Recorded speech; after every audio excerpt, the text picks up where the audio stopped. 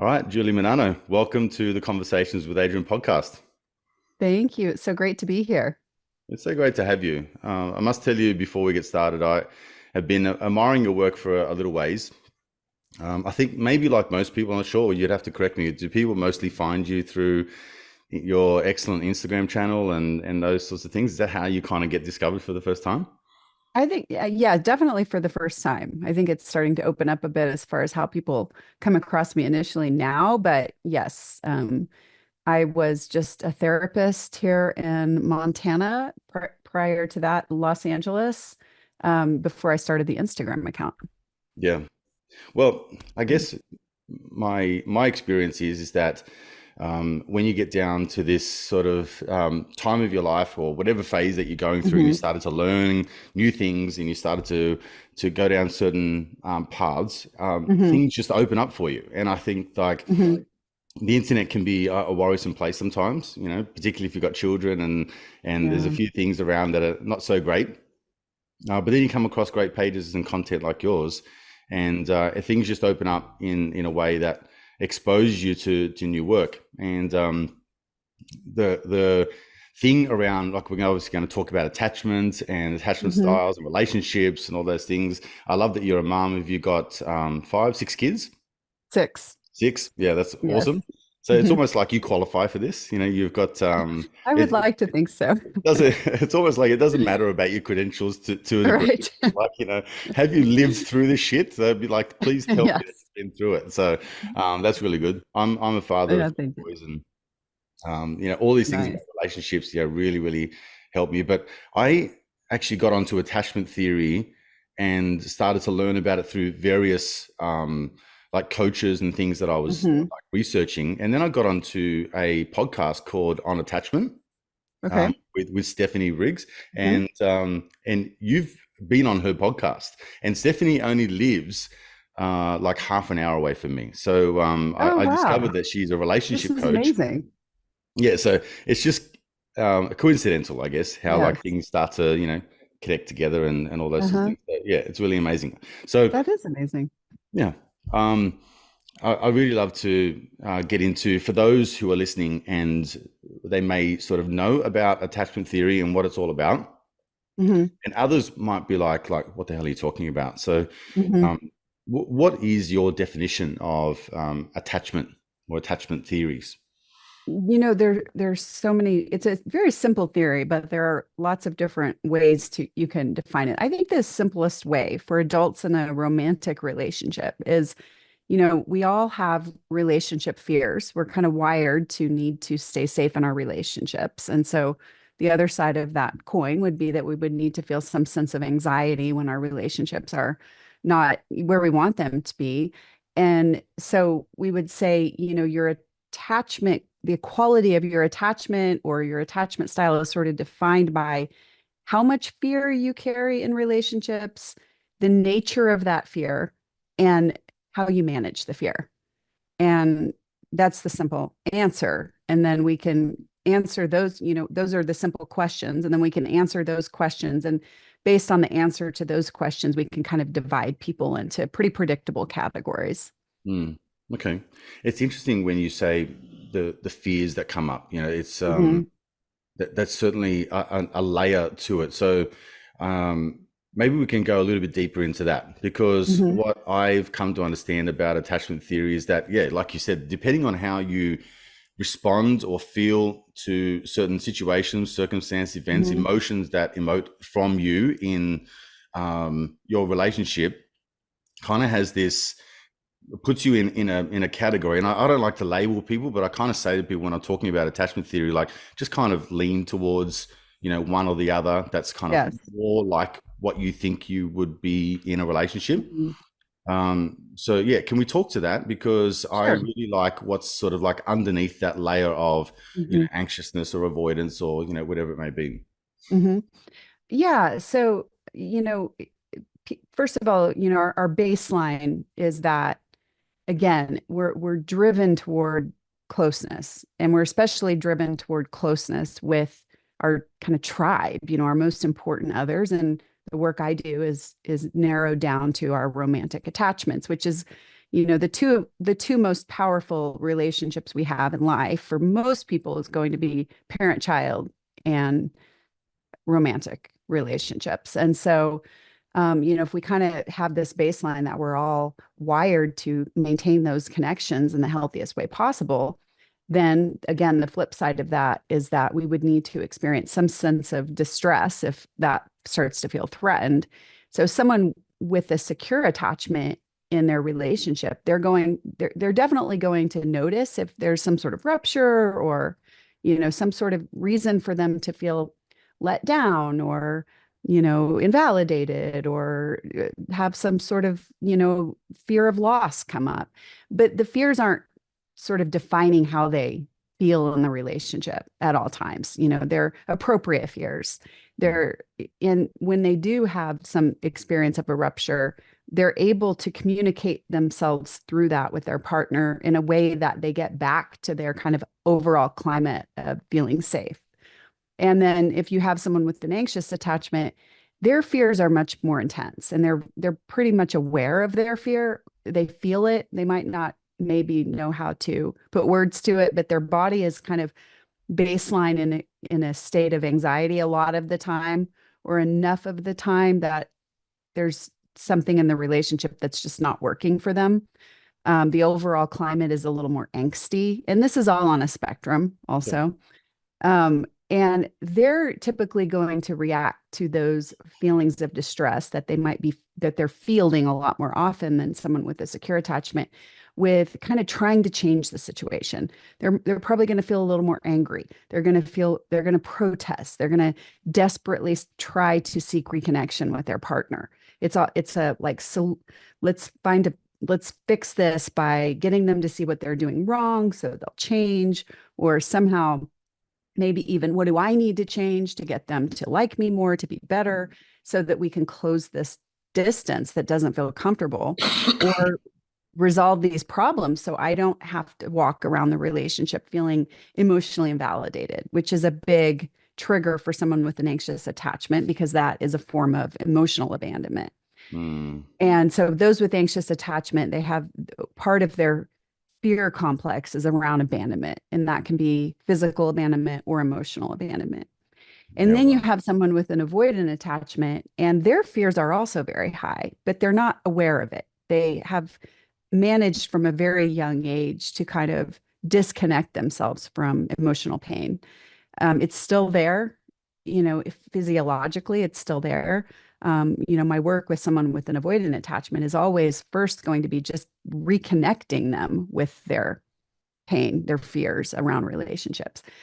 So their way of managing their fears is, like I said, just keep them, push them underground, pretend they're not there, don't feel them, disconnect from them. Hmm. The problem with that is then the strategy there is kind of always going to be like, push my own feelings away. So what are they going to do with their partner's feelings? The same thing. That's what they know. Push their partner's feelings away, disconnect. A lot of times their fears are not just surrounding having to face their own discomfort, but what's going to trigger their discomfort is feeling like they're failing, feeling kind of powerless over being able to fix the situation. And so a lot of times their response to that is, well, I just need to have my partner see it differently. So they're not upset. I just need to kind of reason with them and get them to see, think about this more rationally, or I need to defend myself to get them to see me differently. Mm. And then we have someone with a disorganized attachment, which their fears are exponentially higher. These are people who've experienced trauma. These are people who have, really had a lot of chaotic relationship history, typically starting from childhood. And it's a much more unpredictable state. Like, you kind of don't know what's going to happen with someone with disorganized if they get triggered. First of all, they get triggered a lot more easily. And second of all, they're going to react usually more intensely, or sometimes not at all to the same trigger. One day they react intensely, one day they don't react at all. And so just a lot more unpredictability. Yeah. Wow. Yeah. It's so, I guess with someone listening, they might think for the first time, I'm kind of getting a little reflection of like my behavior, but Hmm. never really pointing to like why I do the things that I do. Hmm. So that's That's an interesting. It was an interesting observation for Mhm. me. What I Okay. found in relationship was that I would pick like, okay, I'm in leaning on the anxious side Hmm. of attachment, and then like my partner was avoidant. So Hmm. then you introduce this whole dynamic of like people might think, okay, well this is interesting. I'm avoidant. My partner's attachment Yes. is anxious, or I'm anxious and they're avoidant, or they're disorganized and I'm Mhm. avoidant. So we've Yes. now got this like amazing polarity going on where you tend to be have an anxious attachment style, and then attract someone with an Yes. avoidant style. Do you know Yes. why? Have you ever figured out why that is, or what the magnetism towards someone who repels me away when all I want to do is be close to them? Yeah. Yeah, absolutely. I mean, I know of a handful of reasons. I actually address this in my book, and then I have an Instagram post pinned to the top of my grid that actually says why are, these two drawn to each other. I would say that 99% of the people that I work with in my private practice, the couples are this anxious avoidant dynamic very clearly, very clearly. So, here's some reasons I'll throw out. For one, all systems that, relationship systems, whether you're talking about a work situation or a family or a couple, they're going to find some emotional balance. It has to have emotional balance. If we have a group of people and all of them are emotionally escalated, imagine how well that's going to go, right? But if we have a group of people and all of them are kind of just really emotionally flat and shut down, there's going to be no engagement, no energy, no interaction. And so systems will find balance. People will start filling in the gaps. And that's what happens, with anxious and avoidant is that if someone has an anxious attachment, they're skewed toward emotional escalation. They're feeling a lot of the time. They're skewed toward sometimes experiencing higher levels of joy, but also experiencing higher levels of distress. And they're externalizing all of that. Someone with avoidant attachment, they're skewed in the opposite direction. So when these two come together, it's a way of sort of finding a balance. If you have people who kind of have an escalated emotions and they feel chaotic a lot of the time and they have a hard time regulating, initially someone with an avoidant attachment that is very stable and flat and together, that can be very, very attractive. That can be perceived as this person's very stable. They've helped me feel grounded, and there's truth to that. This isn't all necessarily bad. It's kind of that whole opposites attract argument. The problem is that what we really need to create that balance is two balanced individuals to begin with coming together. People, Yeah, and when I say balance, that means that you feel your emotions, you're aware of them, you can name them, but you're not chronically overwhelmed by them. You can also regulate them. You can talk from your emotions from a regulated place. And, both the anxious partner and the avoidant partner have difficulty with that. They're either expelling their energy or they're stuffing it down, disorganized kind of all over the place, depending on the moment. Um, so there's, a lot of times people with anxious attachment, they're craving emotional connection. They're craving emotional support, craving emotional validation, and their bodies know that they're missing it, but they don't really know what it is. They don't know what it looks like. They don't know what it feels like. And so, how are they going, even if they're wanting something, how are they going to find a partner that can help them feel emotionally supported if they don't even know what it is or feels like to begin with? And yeah, so then they might be attracted to someone with an avoidant attachment because that person looks really good on paper, or that person is pursuing them initially in the relationship. So it's kind of like it can appear that they're getting their emotional needs met when they're really not. Someone with an avoidant attachment, same kind of theme, is that they may have grown up in a home where people around them were kind of emotionally intrusive, or they just kind of learned that if you're going to be in a relationship, you're going to have to deal with someone who wants more from you than you know how to give. And that, it's their experience with relationships was, well, mom was always the kind of really escalated one, or dad was always the really escalated, needier one, and mom was the one who was shut down and Mhm. never talked about her feelings. And that's just how relationships are. It's just the template. And there's a few more reasons. Those are probably the two most common, but Mm. I do have a few more reasons, Yeah, yeah. outlined in some of the material I write. But it makes so much sense. And oh, another thing is, even if two people come together and they don't have an anxious avoidant dynamic, if there's any unresolved conflict in the relationship, or any, you know, thing that happens that causes them to not be able to communicate well with each other, they will fall into that. That Mm. the A symptom of a distressed relationship is an anxious avoidant dynamic. Yes. So unless they're able to handle it in a secure, more secure, what we would call secure attachment type of way. Yeah, sure.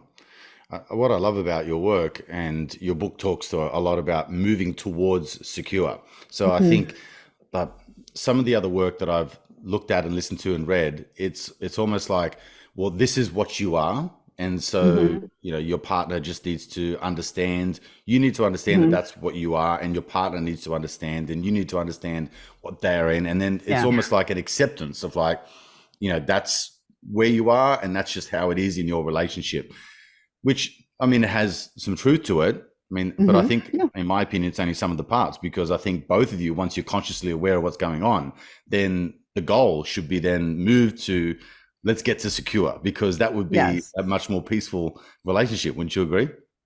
Oh, absolutely. I always try to say that this isn't about accommodating your partner's insecure attachment. That's just going to reinforce it.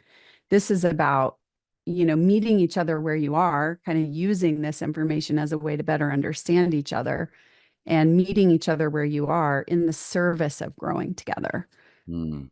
Yeah, instead of in the service of just kind of staying stagnant. That approach is probably just going to make things worse. agreed. Which that's the approach that I like. I think, Mhm. um, probably as a fault of mine, to a degree, I've fallen into being the type of person that's like, well, okay, now that we're aware with this, like, go, Mhm. you deal with your stuff. So, Mhm.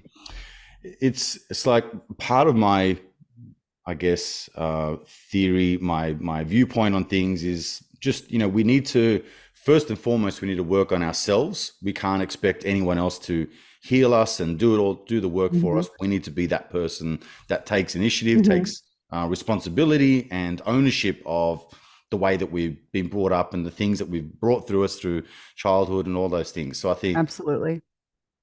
whilst I say that, may fall into the excuse me, a category of like telling someone who has anxious attachment to just go away and do your thing, which Mhm. is, further Yeah. um, isolating them and feeling them more anxious, because I've just said, go away and deal with your Yeah. shit, sort of thing, right? So I kind of learned to, um, and I guess why I'm saying that is, like, whilst I've learned to, I guess, remedy that more tenderly, Mhm. at the same time, I don't want to be, I guess my fear is, Julie, is that, like, I don't want to be an enabler. I don't want to, Mhm. and I don't want it for me either. Does that make sense? Like, I Mhm. don't want someone Yeah. to go, that's just the way Adrian is. And so, Yeah. he just flies off the handle and he does this thing, and then he goes away in his cave, and then he comes back, Mhm. and then I just let him be, and then we're all done. Because I feel like that doesn't actually resolve anything. All it does is just Mhm. let the ship blow over, and then it comes back, but the problem's still there. It's just going to Yeah. arise, in 2 months' time, when something else happens. So are you with me on that, or Mhm. right? I lost you. No, absolutely. I mean, you can correct me if I'm wrong, but I think you're asking the age-old question, like, is this about, do we get out of this through self-regulation or co-regulation? Is that kind of what you're asking? Like, Yeah, I guess do so. are we Um, responsible for ourselves, or are we responsible for helping each other? Well, I think I said that out loud, and I'm also saying I think it's both. Hmm.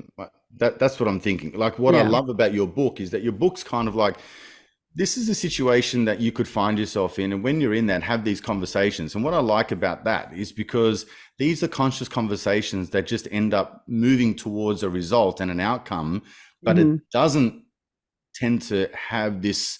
angst and fire and anger and Yeah. separation, division that generally comes with fighting. And all I'm really saying in relationship is I don't understand you. You're yelling and screaming and carrying on, and Hmm. it doesn't make sense to me. And Right. so then we kind of just have this whole, like, we're bucking heads and nothing Absolutely. works. So then We're we both go in our protected. corners. Yeah, that's right. We both Yeah. go into our corners after a screaming match and then come back and go like, I'm really, really sorry. And, I was Hmm. wrong and all that kind of stuff when we get together. But nothing has been Hmm. resolved, And so Yeah. like I've experienced 20 years of that. And it's just like, So that's a yeah, those terrible corners existence are in a where, relationship. those corners kind of define the problem, right? That's where I don't want people having to go, is back to those corners, because that is where they're now alone with their feelings. And that's been the problem. The problem originates from being alone with painful feelings. And when we're alone with painful feelings, we don't have help with them. We don't have anyone helping us make sense of them, understand ourselves, comforting us around those feelings. And then we have to learn ways to deal with it. And typically, if people don't have healthy outlets for that, they're going to come up with unhealthy outlets. And so, then they're not, if you don't get that help when you're a child, you're not going to learn to self-regulate. You might learn to become very stoic and stuff your stuff away, but you're not going to learn true self-regulation. And without the ability to have true self-regulation, you can't really experience co-regulation with another. If you don't know how to help yourself with your emotions, you can't possibly know how to help your partner with their emotions, or even how to take in help from them. Mhm. So what I'm trying to do is kind of walk this tightrope, right? With my work and with the book of like, yeah, you have to be able to self-regulate. Like two adults really do need to be able to self-regulate to show up as their best selves. But at the same time, you got to know how to co-regulate, because the co-regulation bolsters the self-regulation, and the self-regulation bolsters the co-regulation. So if we have a couple that they're really good at self-regulating and going off to those corners and then coming back and saying, "Hey, I'm really sorry," it's not going to work. But if they're, really good at, if they're not good at self-regulation, they're not going to be able to kind of come together and help each other. If you want me to give kind of an example of how I would work with this, I can do that. I don't know if that's something you're Yeah, interested sure. in, but I think people would love to get context around that. yeah. But before we do that, I guess my own evolution and the way that I sort of teach and coach and all this Hmm. is to have a little like self check-in, because Hmm. I guess, and I approach this differently because maybe from a male perspective, I as a I call myself like a reformed, anxious attachment style. Like I'm trying Okay. to, get way past the way I used to be. I used to be quite emotional and quite responsive to situations in Hmm. relationship that used to make me like just highly volatile in terms of emotions. So that could swing from like rage to anger to just crying and those Yeah. sorts of things. So Hmm. as I've sort of evolved through that, it Hmm. went through a process where I'm like, well, I need to kind of manage this overwhelm that's happening, because it's like there's a saying that I got from another relationship coach, and she said, like, just try and go with like facts over feelings. What's the Hmm. what are the facts of the situation at the moment, Sure. and what are you feeling, and then kind of regulate through that. But I do that first by a self check-in to go like, Hmm. what's this situation really going on, where is it Hmm. coming from? Because obviously sometimes most of the time it's something that may have happened throughout the day, and then like I come Hmm. home to you and you're just in the firing line most of the time, and you set me off in a way that sort of puts me on edge, and there's a few things like I think there's certain behaviors within relationships. Obviously people do and say certain things, and it triggers you and all those sort of things. But I think most of the time when we find ourselves dysregulated, it's almost like we've got this carry bags of emotions and shit that's happened Hmm. throughout the day and the week, and then it finally just um, Sure. unloads on someone, right? So the self check-in is a really good thing, because Hmm. then I can come to you almost like not as engaged and armed and angst, and not, there's not as much fuel behind me to sort of Sure. like, like dump it on you. I can come to you with a more um, peaceful attitude. I Hmm. can come to you with an attitude of like, I want to resolve this. I'm looking for acknowledging my feelings and acknowledging yours, and then Hmm. moving forward from this. So I think when two partners come together and then they go, hey, look, I've had my self check in. Now let's figure out what went wrong Hmm. and what we can do right. That co-regulation that you mentioned, like that's the fruits Sure. of a secure relationship. Like that outgrowth, that connection, that Hmm. bond that you receive after that, feeling like I mean something to you and you mean something to me, and in this moment we created something that was higher than what we just had 5 minutes ago. I think that Hmm. that's a beautiful thing. Like it's something that really Yeah. means a lot in relationship. And people, I think underneath most people, they want growth. They want to know that the things are working out. They don't want to feel like things are slipping away and I'm out of control. I don't know what Hmm. to do. So anyway, Yeah, I love that. I love that. I like that, I think what you're saying, if I'm hearing you right, is that when you can kind of get yourself, kind of regulate yourself, and then you can go to your partner, you're setting up the interaction for success. You're doing your part to set it up for success by coming to them in a safe way or a relatively safe way. And you're helping them be responsive to you because you're not going in, with heat or attack.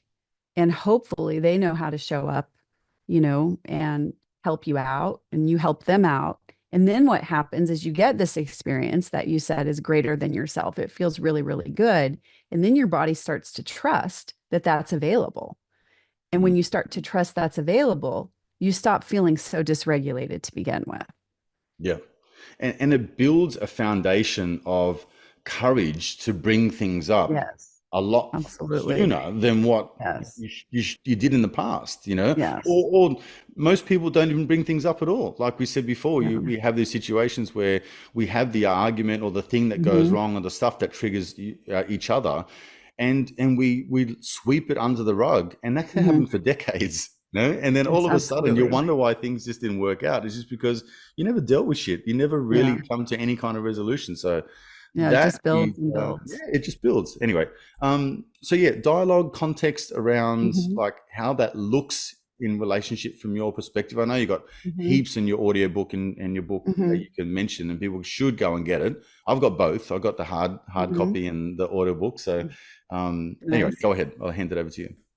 Yeah. So, the first part of my work when I'm working with a couple, in which I wrote the book to parallel that work that I do, that I present in the book. I'm sorry, I wrote the book to parallel the work that I actually do with couples. I'm not sure if you know about my podcast that I'm not on episode 4, but I'm actually doing this work with a real couple, 20 sessions of it. So that is meant to parallel the work in the book, which is meant to parallel the clinical work. So it's kind of like coming full circle to let people see, hey, I'm going to bring this to life for you. And so what I start with, if you listen to the podcast, you'll see is I'm starting with kind of like, I need to get you guys out of this dysregulated negative cycle. And that's a lot of, at the beginning, probably more self work. Like, I just need you to not go into these moves, right? I need you to not do this thing where you're just talking from anger or protest or shutting down. And then we start going into the real deeper places, and that is bringing in more of like bringing them together in a co-regulatory type of way. And so let's take shame for example, right? Shame is going to show up in poor communication with couples. Anytime someone's carrying shame that they're not talking about, putting words to, dealing with head on, it's going to show up. It's going to come out, right? And it's going to kind of create problems. And so if I have a partner that is kind of carrying around a lot of shame, before I facilitate them getting help from their partner with that shame, I have to help them help themselves with that shame, meaning that I need to, help them um, go to that part of them. None of us are defined by shame, but we all have, carry these parts. Most people do. And so I need to teach them to show up for that shame, not just understand where it's coming from. I mean, shame always has a function. That doesn't mean it's working, but Mm. I need to help them kind of show up and better understand their shame and almost like comfort themselves in that place of shame and then start to confront that shame. Like, where did these beliefs come from? Let's start to kind of, deconstruct some of that. Let's start to confront it and be able to go into that child that was sitting in the room feeling, alone with these big feelings and like they're bad or they're just all wrong. Like, what do you need to say to that child? What would you say if that were your child? Mm. And help them kind of just show up for this place inside of them. When I can get them showing up for themselves, that's when they're going to be in a better position to reach to their partner for help with that part, which is both are so important. We do need to be able to show up for ourselves. If you didn't learn to do that growing up because nobody was doing that for you initially.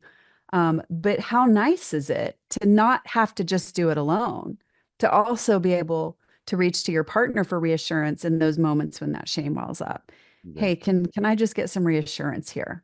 That just because I messed up, that doesn't mean, in your eyes, I'm just this kind of abject failure. Because you know me, I walk around with that fear sometimes. And so, but if I try to have partners help each other with that to begin with, when that person hasn't learned to help themselves in that place, they're probably not going to be able to take it in. They're not going to believe it because they're not able to tell themselves that yet. So that's kind of how I would work with kind of doing both of those self-regulation and co-regulation to address an emotional problem in one individual. Yeah. And I guess the challenge there is that typically you'll find in relationship is one person seems to be the the one that may be more aware than the other or more Mm-hmm. willing to do the work than the other. Mm-hmm. And I mean, therein lies some other challenges, I guess, that are Mm-hmm. beyond the anxious and secure attachment styles. It's kind of Sure. like who Yeah. wants to do the work? There's Mm-hmm. people that in all our areas of life, Julie, will avoid doing the things that they need to do in order to become Mm-hmm.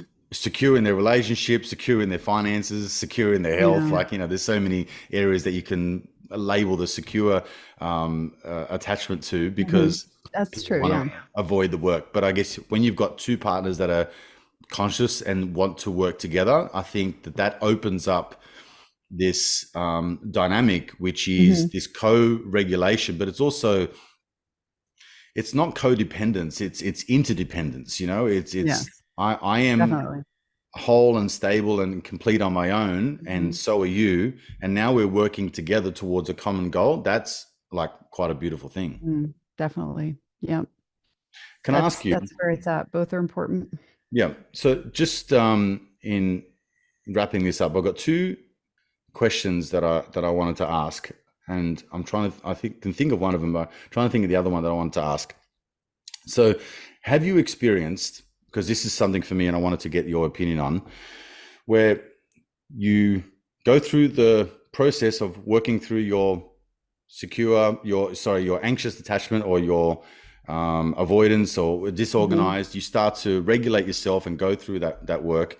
Mm-hmm. You find yourself getting to the point where you can see things on the horizon, like before they sort of are at your face. So Mm-hmm. you get to this self-awareness type of stage where you're working through things, you're regulating your emotions, you meet someone who you then say, okay, I understand that their attachment style could lean more towards anxious or avoidant, whatever Mm-hmm. it may be, but it flips in you. So it's like Mm-hmm. you were once anxious, but then you meet someone else who's anxious as well. But then when you see that behavior or experience that behavior, it turns you towards avoidant. So it's almost Mm-hmm. like you were the opposite.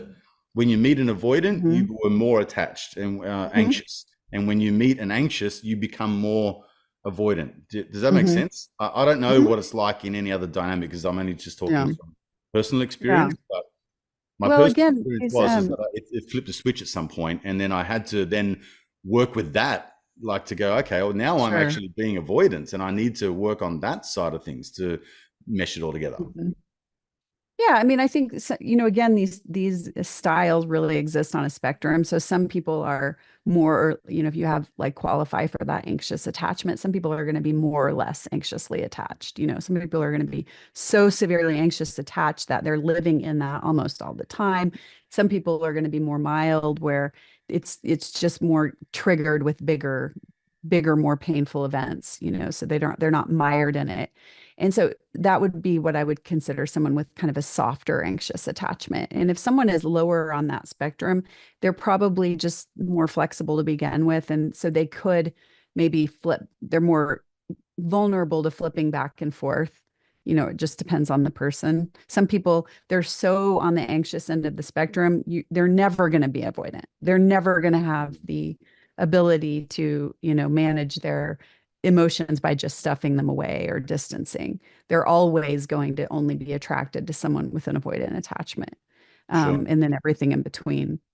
But, I have noticed that when someone is moving towards secure, many times I've noticed this. In fact, the podcast couple is showing some signs of this right now, that in the trajectory towards secure, people will start to flip around a bit because they're becoming more flexible and they're starting to play around with new ways to manage their emotions.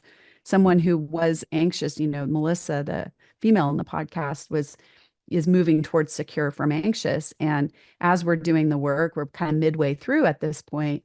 She is starting to, instead of go to Drew with this protesting, we got to talk about this right now, she's starting to kind of retreat into herself and start to handle some of this on her own, not in the healthiest way, because she's pulling away from him. And then that triggers some anxiety in him. But it's movement, it's change, it's shifts that once we sort of Mm. balance this out, it will become healthy. Have you ever noticed, and this is, I think, a common experience for people, when, you've gone your whole life never really setting boundaries with people. You've just kind of been walked all over in certain areas, maybe. And then all of a sudden you learn about boundaries, and all of a sudden you're just throwing down these hard boundaries all over the place. And you're saying, you're invading my boundaries. And you're really learning to stand up for yourself. But it's a little bit on the extreme side. It's a little harsh. It's a little, disconnecting. And then as you grow and learn, you start to kind of balance that out, and you find this zone where you're not setting boundaries, but you're not going ham with your boundaries, and you kind of find this gentle middle ground, very similar with attachment Yep. movement from any insecure to secure. Yep. That makes total sense. And then also, have you ever found within your work that when two people get to as close as they can to secure, or within that, Mhm. they start to get a little dance between in the secure realm. Let's put it that way. Sure. Like there's certain things that throw the balance out, and like you said, the Mhm. pendulum can sometimes swing too far to one side, and Mhm. then you find that nice little balance. Does Because there's a level of peace and there's a level of calm and inner knowing that like things just feel like calm and it feels Mhm. safe. It feels like Yeah. it's just, I'm not really on edge anymore. I'm not really feeling like I'm walking into a war zone all the time. Like it starts to Mhm. become quite even, right? Mhm. However, in this is just me reflecting on my personal experience. I want to see if it happens with others. It gets to the point where it's almost like without the chaos and the drama and the highs and the lows, there's Mhm. almost like a sense of boredom. Like Mhm. I don't like using boredom in a relationship, because when you're Mhm. in a partnership and you're like, we love each other tremendously, Mhm. but so to use the word boredom sounds like insulting, but Mhm. it's probably the best description that I can come up with. It's Mhm. like things just seem like maybe there's no sparks anymore, or Mhm. like, is there something missing that I'm not like catching Yeah. on to, because we don't have the highs and the lows and the dramas, and like I don't know, Mhm. it doesn't have the that pendulum swinging so much anymore. Yeah. Does that make sense to you? Absolutely. I think that's very common. And what that means is that we haven't really built up those very positive cycles yet, where we have a lot of emotional bonding. True intimacy, consistent true intimacy, is the antidote to that level of boredom. So what happens is people who don't really know how to experience true high levels of real intimacy, they substitute it subconsciously for these negative cycles, where we can at least have some sort of emotional exchange. At least we have makeup phases after these fights, right? And that can be their only kind of source of emotional connection if they don't know how to do it in the really positive sense. So what happens is when I see couples, this first phase of this therapy is just stabilization. Let's just get them out of these cycles. And then the second phase is really increasing that bond, getting couples, when your partner is really sitting with you in your shame and helping you with that, that's incredibly healing and bonding.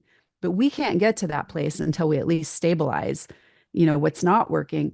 In between those two, let's just say the first phase is the stabilization. Imagine you start out with a bucket of dirty water with this couple, and before you can do anything to fill that bucket up with clean water, you got to drain out that dirty water. The second phase is filling it up with the clean water, but in between those two, there's going to be an empty bucket because we're getting rid of the dirty, but we don't Mm, quite know, what is, we don't have the skills to get that clean water yet.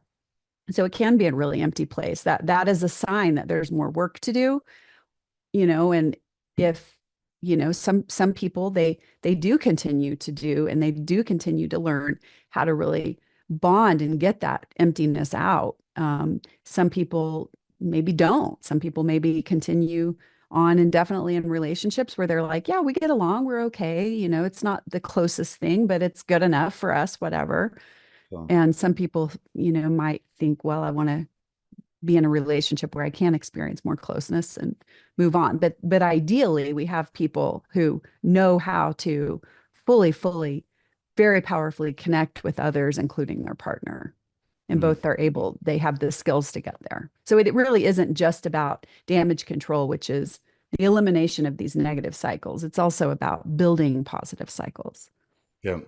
I like that. It definitely makes sense because I think if you've got, like in my case, 40 plus years of not knowing that you had this almost debilitating anxious attachment to relationships, your Hmm. association to connection is like chaos.